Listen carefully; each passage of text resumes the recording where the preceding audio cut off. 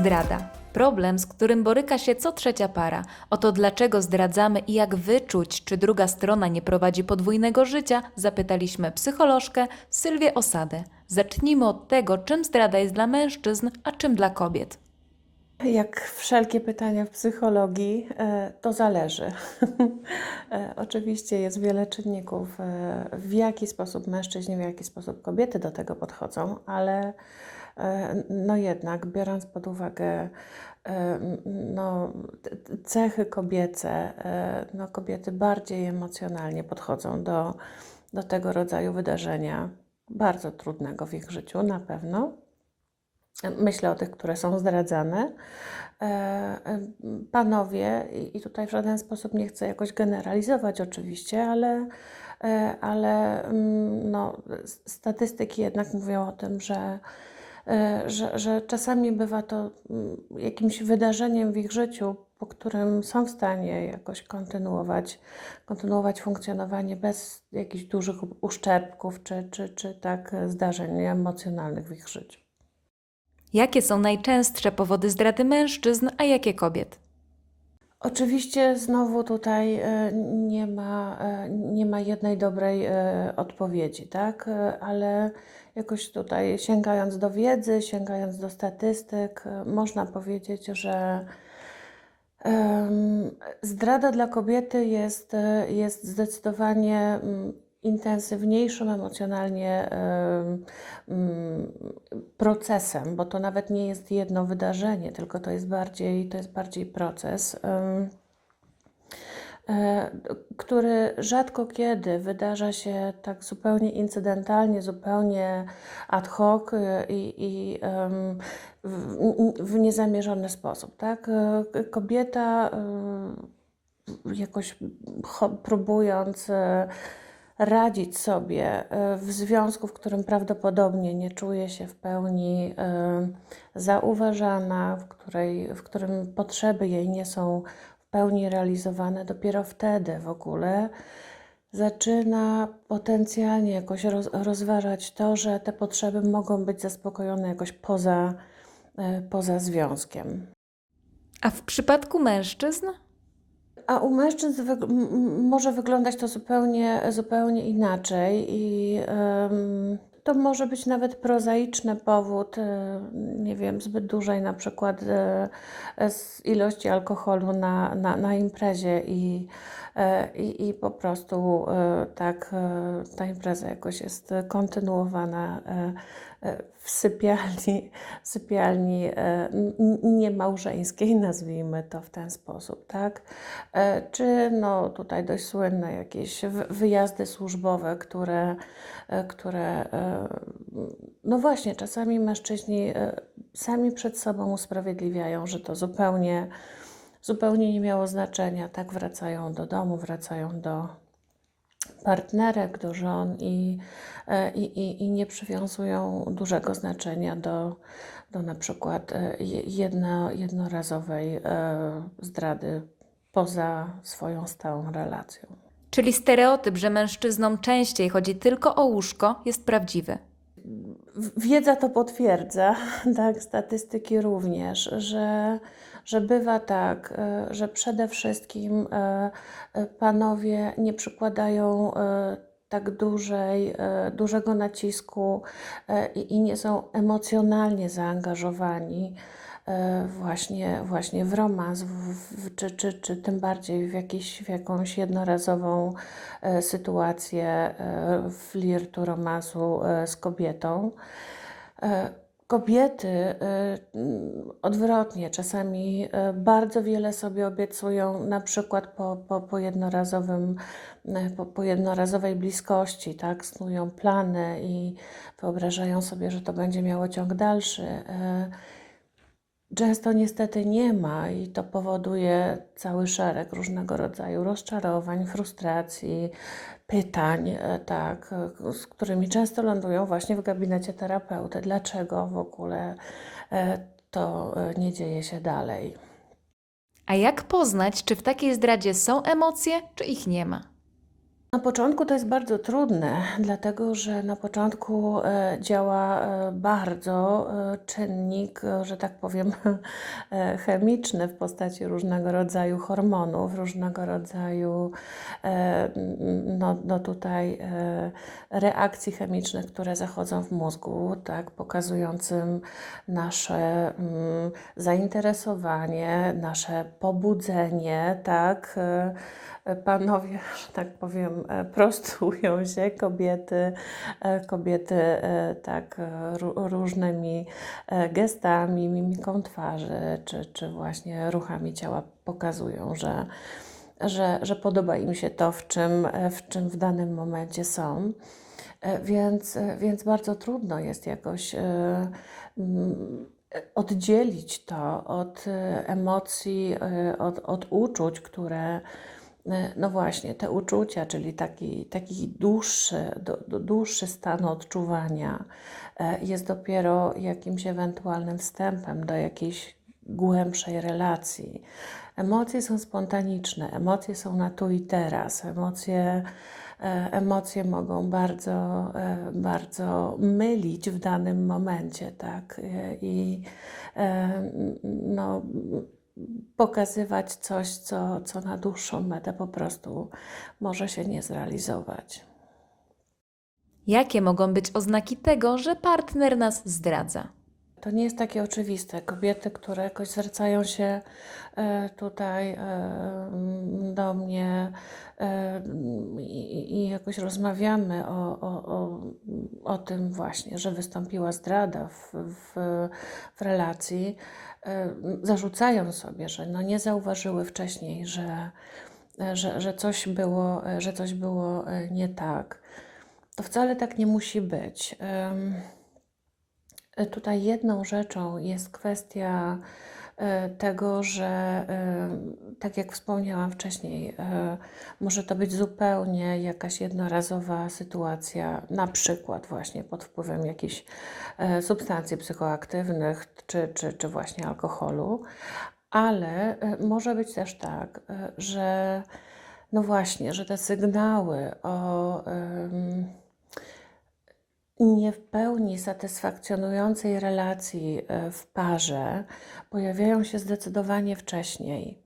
Pojawiają się, one są, tylko one są często albo właśnie niezauważane, albo ich się nie chce widzieć, albo one są bagatelizowane, albo są tłumaczone szeregiem różnych tutaj argumentów z bieżącej codzienności tych ludzi.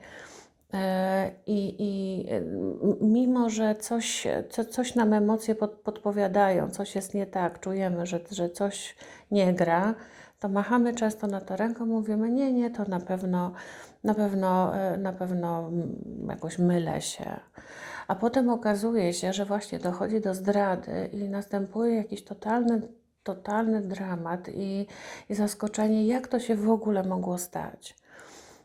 A wielokrotnie właśnie w terapii pary, która ma miejsce po takiej zdradzie, w momencie, kiedy analizuje się, jak do tego doszło, okazuje się, że te sygnały były już od dłuższego czasu, one były coraz intensywniejsze, narastające, ale no i ignorowane przez parę, tak? Jedna strona komunikowała, nie jest mi dobrze, tak jak jest. Druga strona mówiła, nie no, przesadzasz, albo to nieprawda, albo zajmij się tak bieżącym naszym życiem i nie wydziwiaj. No właśnie, a po czasie okazuje się, że dopiero taki kryzys w postaci no, zerkania poza tą relację i szukania kogoś poza tą relacją, dopiero jakoś zatrzymuje tą parę i mówią, i dzieje się sytuacja, w której mówią, okej, co się dzieje z naszym związkiem, tak. Czyli są to sygnały głównie na poziomie intuicyjnym i emocjonalnym. Trzeba wyczuć, że dwie osoby oddalają się od siebie. Intuicyjnym to jedno, ale wielokrotnie, no ja naprawdę cały czas podkreślam, że ludzie ze sobą nie rozmawiają. Nie ma na to czasu w takiej codzienności. Tak jak kiedyś analizowaliśmy, ile czasu para ma dla siebie, para, która ma dzieci, jedno bądź dwójkę, bądź więcej, ile ma czasu dla siebie w ciągu doby, no to czasami wychodziło, że nawet w porywach do 1,5 godziny. Więc no, i w tym czasie albo każdy z nich siedzi w smartfonie, albo laptopie czy innym ekranie. Ludzie ze sobą po prostu nie rozmawiają. I nawet jeżeli te sygnały są jakoś widoczne, typu zmniejszyła się czułość, jest mniej bliskości, te komunikaty między partnerami są coraz bardziej oschłe, coraz bardziej codzienne, tak? Nie ma tego elementu właśnie czułego pomiędzy dwojgiem ludzi. Do tego dochodzi właśnie jakiś narastający problem w sypialni. I w momencie, kiedy nawet pada jakieś pytanie, co się zaczyna dziać, to często te rozmowy nie są podejmowane, bo jest za późno, bo nie, dzisiaj zmęczona jestem.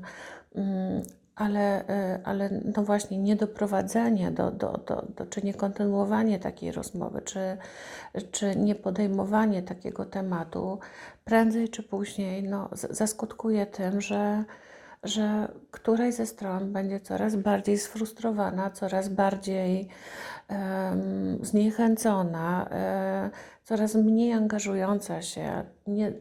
Czują się te osoby niedoceniane, niewidziane w taki emocjonalny sposób. I siłą rzeczy zaczyna się proces takiego właśnie wycofania, takiej obecności swojej, takiej psychicznej obecności w tym związku. A co jeżeli spotykamy się z kimś z portalu randkowego? Jakie mogą być oznaki, że ta osoba ma męża czy żonę? Bez ogródek uważam, że zadanie pytania wprost, tak, o to, czy ktoś jest jakoś w związku małżeńskim, czy nie, jest jak najbardziej naturalne. I tutaj, że tak powiem, nie ma się co krygować. Po prostu zadać pytanie wprost. Inna rzecz, jaką odpowiedź dostaniemy. I tutaj to, że możemy zostać okłamani. Obawiam się, że jest wpisana w koszty tego, że spotykamy się z osobą, której zupełnie nie znamy, tak? Do pewnego momentu można liczyć tylko i wyłącznie na to, na szczerość tej drugiej osoby, tak? Na to, co ona nam mówi i brać to na początku za jakąś dobrą monetę, aczkolwiek nie wpadać w daną relację emocjonalnie totalnie w pierwszych tygodniach tak, tej znajomości. Zalecałabym taką zdrową dawkę lekkiego dystansu, tak, obserwowania i weryfikowania tego, co zostało gdzieś powiedziane w rozmowie, tak, przyglądania się temu,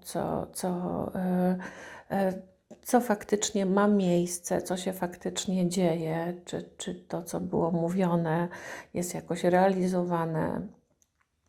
To często jakoś może dużo pokazać, tak? Bo mówić można bardzo wiele, tak? Gorzej jest z czynami, więc jak tutaj jedno pociąga drugie, to można powoli jakoś zacząć wchodzić w daną relację. No, wiadomo jest, że teraz ten dystans się niezwykle skraca, tak? Właśnie media społecznościowe, czy w ogóle taki styl komunikacji jest jakoś bardzo skracający ten dystans i po kilku spotkaniach, nie wiem, ludzie nazywają się przyjaciółmi, co mnie za każdym razem jakoś niezwykle zastanawia i myślą, że no przecież to już jest miesiąc, tak? Znamy się miesiąc, więc powinno to już być niemalże planowanie sukienki ślubnej. No nie, naprawdę jest czas w życiu i ten czas sobie warto dać, żeby faktycznie te uczucia lokować w osobie, która jest tego warta. Czy są schematy, które pomogą wyczuć, że osoba, z którą się spotykamy, ma podwójne życie? Jeżeli ktoś będzie chciał coś ukryć, to ukryje. I obawiam się, że to jest jakaś właśnie forma ryzyka poznawania kogoś, kogo nie znamy, kogoś zupełnie obcego. I na to ryzyko się po prostu trzeba nastawić. Czyli po prostu zdrowy emocjonalny dystans. To jedno, a drugie to ufność w swoje odczucia, tak? Jeżeli czujemy, że coś nam nie odpowiada, że coś jest nie tak, nie wiemy, co to jest, ale pojawia się nawet błysk taki, coś mi nie gra, to proponuję tego nie ignorować, nie odsuwać, tylko usiąść i w spokoju zastanowić się, o co mi chodzi, co tutaj może być nie tak, co mi tutaj nie grało w danej sytuacji, w danej randce, tak, o co tu może chodzić. Bo te pierwsze odczucia, które się w nas pojawiają, one są naprawdę bardzo prawdziwe i one potrafią nas ochronić przed wieloma, no nawet czasami niebezpiecznymi sytuacjami. Więc słuchajmy siebie, wierzmy w to, że to, co czujemy, jest prawdziwe i z jakiegoś powodu traktujmy emocje jako taką informację, że skoro ona się pojawiła, to ona coś oznacza, tylko musimy się zastanowić, co. Jeśli Wy też macie jakieś pytania do psychologa, napiszcie do nas. W kolejnym filmie udzielimy na nie odpowiedzi.